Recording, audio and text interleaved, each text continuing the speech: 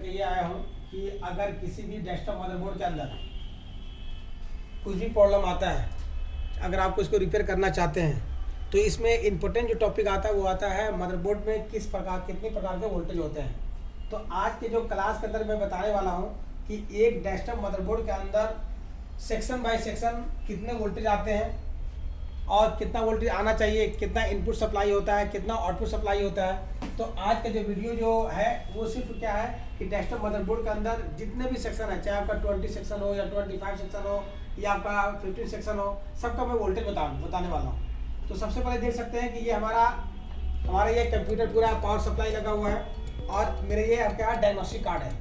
अब ये diagnostic card का मतलब ये निकलता है कि अगर आपके पास डेस्कटॉप मदरबोर्ड आता है और अगर नो डिस्प्ले प्रॉब्लम आता है, तो नो डिस्प्ले प्रॉब्लम के लिए हम लोग क्या करते हैं, यहाँ पे कोडिंग आता है। इस कोडिंग से हम लोग को आइडेंटिफाई करते हैं कि ये सेक्शन के अंदर क्या होता है, खराबी होती है। अगर मान ली सपोर्ट दे C1 आ रहा हो या D1 आ रहा हो, तो इसके बारे में बाद में हम क्लास करवाएंगे। बट मैं आज के वीडियो में ये बताने वाला हूँ कि वोल्टेज हम कैसे चेक करेंगे। तो सबसे पहले पहला वोल्टेज जो आता है, पहला वोल्टेज हम लोग चेक करेंगे डेस्कटॉप में स्टैंड बाई का वोल्टेज। क्या चेक करेंगे? Stand by voltage. तो सबसे पहले क्या करेंगे, एक वायर को ग्राउंड पे रखेंगे।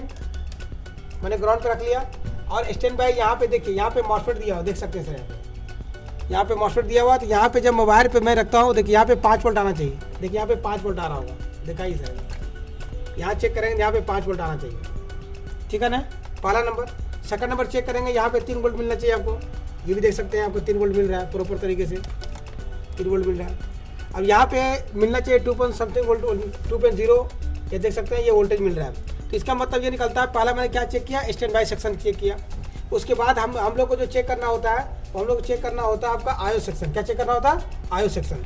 तो आयो के लिए क्या करना होता है, ये मेरा सुपर आयो आईसी है और इसके आसपास हम लोग क्या करते हैं, कंपोनेंट का चेक करते हैं। क्योंकि होता क्या है कि अगर किसी भी आईसी के अंदर अगर वोल्टेज चेक करना चाहते हैं, तो होता क्या है कि इसके आसपास कंपोनेंट लगे होते हैं जो क्या होता है आईसी के पिन से जुड़े होते हैं। तो करना क्या, देखिए मैं अगर चेक कर रहा हूँ, दिखाइए इधर सर, यहाँ पे एक मैं रेजिस्टेंस चेक करता हूँ। देखिए यहाँ पे अगर मैं यहाँ ग्राउंड कर लिया तो यहाँ पे चेक कीजिए, वोल्टेज आ रहा है यहाँ पे, यहाँ भी चेक कर लीजिए आप।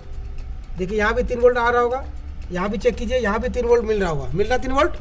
तो 3 वोल्ट मिलना मतलब निकलता है कि यहाँ भी चेक कीजिएगा 3 वोल्ट मिल रहा होगा। इसका मतलब ये निकलता है कि आयो आईसी प्रॉपर तरीके से क्या है, काम कर रहा है। देखिए यहाँ भी मैं चिप से चेक करा रहा हूँ, तो कंफर्म हो गया कि मेरा आयो आईसी काम कर रहा है। और ये कंफर्म इसलिए हुआ कि अगर आयो आईसी अगर फॉल्टी होता तो आपका डेस्कटॉप मदरबोर्ड क्या होता, ऑन नहीं होता। अगर डेस्कटॉप मदरबोर्ड ऑन हो गया, इसका मतलब ये निकलता है कि मेरे सुपर आयो आईसी क्या प्रॉपर तरीके से काम कर रहा है और डेस्कटॉप के मदरबोर्ड को ऑन करने में क्या कर रहा है, वो मदद कर रहा है, ठीक है। उसके बाद चेक करना, देखिए यहाँ पे है बायो जंपर पिन, यहाँ पे 3 वोल्ट आना चाहिए, 3 वोल्ट प्रॉपर मिल रहा है, ये भी आपका ओके कंडीशन में है, ठीक है। उसके बाद आगे चेक करेंगे आरटीसी क्रिस्टल है, यहाँ पे देखिए आराम से रोटेशन चेक करते हैं, यहाँ पे वोल्टेज नहीं आएगा बल्कि फ्रीक्वेंसी होता है। तो मल्टीमीटर से हम लोग क्या कर सकते हैं, क्रिस्टल को चेक नहीं कर सकते हैं, ठीक है ना, हॉट टेस्टिंग के अंदर, किसके अंदर, हॉट टेस्टिंग के अंदर, तो फ्रीक्वेंसी आता है। उसके बाद आगे हम लोग जो चेक करना चाहते हैं वो चेक करेंगे, सबसे इंपॉर्टेंट सेक्शन आता है क्लॉक सेक्शन और बायो सेक्शन, क्लॉक सेक्शन और बायो सेक्शन। तो मैं यहाँ पे चेक करने वाला हूँ, देखिए यहाँ पे क्लॉक सेक्शन में यहाँ पे 3 वोल्ट आना चाहिए। देखिए यहाँ पे चेक कर रहा हूँ, यहाँ पे रेजिस्टेंस होता है, देखिए यहाँ पे दिखाता हूँ, ठीक है, रेजिस्टेंस है। और यहाँ भी अगर मैं चेक कर रहा हूँ, यहाँ भी आपका रेजिस्टेंस दिखाई दे रहा है। तो ये मेरा क्या है, इनपुट सप्लाई 3 वोल्ट आ रहा है, इनपुट सप्लाई देखिए यहाँ पे 3 वोल्ट आ रहा है ना। और इसकी आउटपुट सप्लाई चेक कीजिएगा, तो आउटपुट सप्लाई 1.5 वोल्ट 1.6 वोल्ट आना चाहिए। अब ये कैसे पता चलेगा, यहाँ पे मैं चेक करा रहा हूँ, देखिए मैं यहाँ भी चेक करा रहा हूँ कितना वोल्टेज आ रहा है, देखिए यहाँ पे 1.5 है ना। आगे चेक कीजिएगा, यहाँ भी चेक कीजिएगा, यहाँ पे वोल्टेज इतना आना चाहिए, बिल्कुल प्रॉपर तरीके से आ रहा है। इसका क्लॉक सेक्शन ओके है। और क्लॉक सेक्शन का एक पहचान करना चाहते हैं तो यहाँ पे एक डायग्नोस्टिक कार्ड लगा हुआ, देखिए इसको बोलते हैं हम लोग डायग्नोस्टिक कार्ड। और डायग्नोस्टिक कार्ड में देखिए यहाँ पे क्या लिखा है, CLK लिखा होगा, क्या लिखा हुआ है, CLK। इट्स मीन्स ये क्या, अगर ये LED ग्लू कर रहा है, इसका मतलब ये निकलता है कि 100% क्या है, मेरा क्लॉक सेक्शन और क्लॉक क्रिस्टल प्रॉपर तरीके से काम कर रहा है, ठीक है ना। उसके बाद आता है बायोस सेक्शन। क्या होता है, बायोस, जिसको हम लोग बोलते हैं रोम, जिसको बोलते हैं फ्लैश आईसी बोल सकते हैं, या रोम आईसी बोल सकते हैं, या हम बोल सकते हैं bio IC, basic input output system. इसका काम क्या होता है, डेटा को ओनली फॉर क्या करता है, रीड करता है। और अगर मान लीजिए बायो सेक्शन अगर ये खराब हो जाए, देखिए यहाँ पे दिखाइए सर, ये मेरा बायो सेक्शन है, अगर ये आईसी अगर खराब हो जाता है तो सबसे पहले इसमें 2 प्रॉब्लम आता है। पहला प्रॉब्लम आता है, अगर ये आईसी बंद ना हो जाए तो आपका डेस्कटॉप ऑन नहीं होगा। या अगर ऑन भी हो जाए डिस्प्ले प्रॉब्लम आ जाएगा।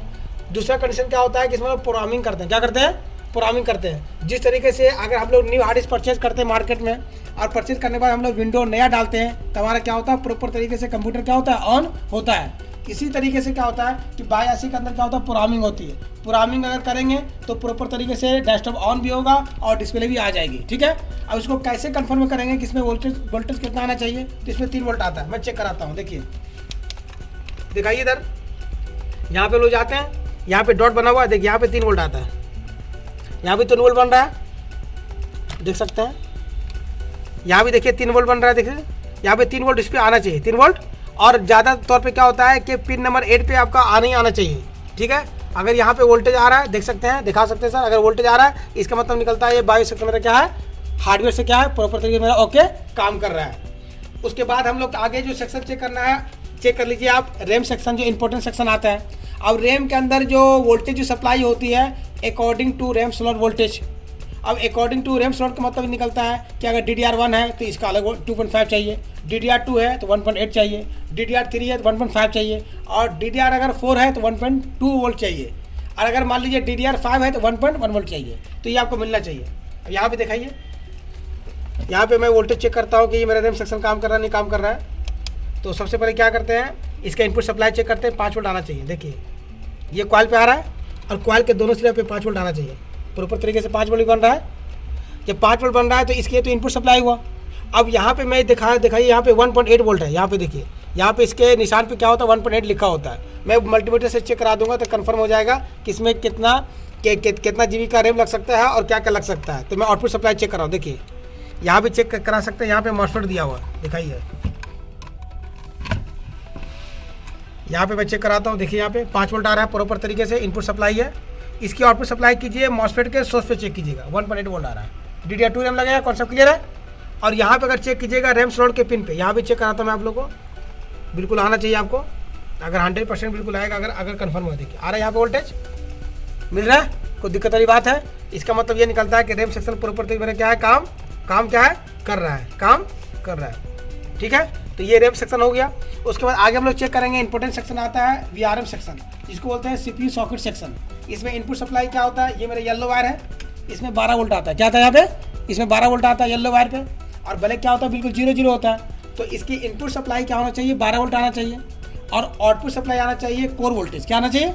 अब ये कोर वोल्टेज क्या होता है, कोर वोल्टेज होता है हाफ वोल्टेज, क्या होता है, हाफ वोल्टेज 1.2 से लेकर के 1.9 वोल्ट तक। अब देखिए यहाँ मैं ग्राउंड कर लेता हूँ।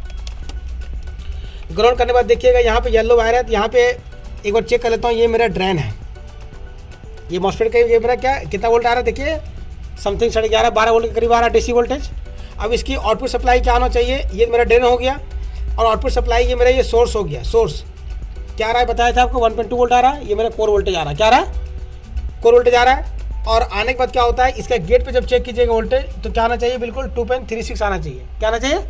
तो ये वोल्टेज प्रॉपर तरीके से बन रहा है। इसका मतलब ये निकलता है कि हमारा भी क्या होता है कि VRM सेक्शन क्या है, ओके है। मैं ये आज के वीडियो में हॉट टेस्टिंग इसलिए करा रहा हूँ। होता क्या है कि अगर मान लीजिए आप डेस्कटॉप को वो रिपेयर करना चाहते हैं, तो जब तक आपको कंपोनेंट का नॉलेज नहीं होगा और वोल्टेज के बारे में पता नहीं होगा, तो आप कभी भी बोर्ड को रिपेयर नहीं कर सकते हैं। आपको पता है कि सर ये यहाँ पे एक क्रिस्टल लगा हुआ है, मगर ये पता नहीं कि वोल्टेज कितना आना चाहिए। तो आज के वीडियो बनाने का मकसद ये है कि आपको कंपोनेंट भी चेक करना है। अगर आपको किसी भी तरीके से अगर बोर्ड के अंदर अगर आपको रिपेयर भी करना है, तो आप रिपेयर भी कर सकते हैं, क्या कर सकते हैं, आप रिपेयर भी कर सकते हैं। इसी तरीके से आपका जितना भी पोर्ट्स होते हैं, क्या होते हैं, पोर्ट्स होते हैं, उसके बारे में आप क्या है वीडियो आप दे सकते हैं और जान सकते हैं। उसके बाद आगे बताइए, आगे सेक्शन में मैं बताने वाला हूँ ऑडियो सेक्शन। यहाँ से ग्राउंड कर देते हैं, ये देखिए 3 वोल्ट आ रहा है यहाँ पे, बिल्कुल 3 वोल्ट आ रहा है यहाँ पे, ऑडियो पे दिखा सकते हैं सर। यहाँ भी देखिए 3 वोल्ट आ रहा है प्रॉपर तरीके से। ये मेरा सेक्शन क्या है। अब इसकी आउटपुट सप्लाई चेक कीजिएगा, देखिए आउटपुट सप्लाई देखिए वहाँ पे 2.5 वोल्ट आ रहा है ना, कोई दिक्कत वाली बात तो है नहीं है। तो इसका मतलब ये निकलता है कि इनपुट सप्लाई भी okay, output supply okay, it's means your audio section is okay. अगर हार्डवेयर से ओके है, अगर काम नहीं कर रहा तो हम सॉफ्टवेयर पे भी काम करेंगे, क्या करेंगे, सॉफ्टवेयर पे काम करेंगे। उसके बाद आगे देखिए यहाँ पे आपके चेक कीजिए क्लॉक सेक्शन। क्लॉक के बाद आता है लैन पोर्ट सेक्शन। यहाँ चेक कीजिए, आप लैन में चेक कीजिएगा। यहाँ पे हम लोग चले जाते हैं तो देखो 3 वोल्ट आना चाहिए लैन पे।